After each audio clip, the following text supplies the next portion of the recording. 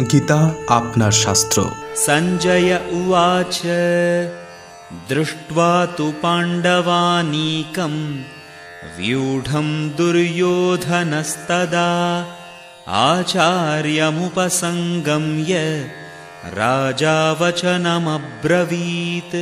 সঞ্জয় বললেন, হে রাজন, পাণ্ডবদের সৈন্যসজ্জা দর্শন করে রাজা দুর্যোধন দ্রোণাচার্যের কাছে গিয়ে বললেন, ধৃতরাষ্ট্র ছিলেন জন্মান্ধ। দুর্ভাগ্যবশত তিনি পারমার্থিক তত্ত্বদর্শন থেকেও বঞ্চিত ছিলেন। তিনি ভালোভাবেই জানতেন যে ধর্মের ব্যাপারে তাঁর পুত্ররাও ছিল তাঁরই মতন অন্ধ, এবং তিনি নিশ্চিত ছিলেন যে তাঁর পুত্ররা পাণ্ডবদের সঙ্গে কোনো রকম আপোষ মীমাংসা করতে সক্ষম হবে না, কারণ পাণ্ডবরা সকলেই জন্ম থেকে অত্যন্ত ধর্মপরায়ণ ছিলেন। তবু তিনি ধর্মক্ষেত্রে কুরুক্ষেত্রের প্রভাব সম্বন্ধে সন্দিগ্ধ ছিলেন। যুদ্ধক্ষেত্রের পরিস্থিতি সম্বন্ধে ধৃতরাষ্ট্রের এই প্রশ্ন করার প্রকৃত উদ্দেশ্য সঞ্জয় বুঝতে পেরেছিলেন।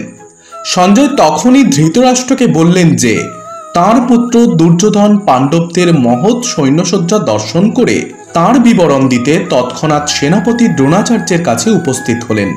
দুর্যোধনকে যদিও রাজা বলা হয়েছে, তবুও সেই সংকটময় অবস্থায় তাকে তাঁর সেনাপতির কাছে উপস্থিত হতে দেখা যাচ্ছে।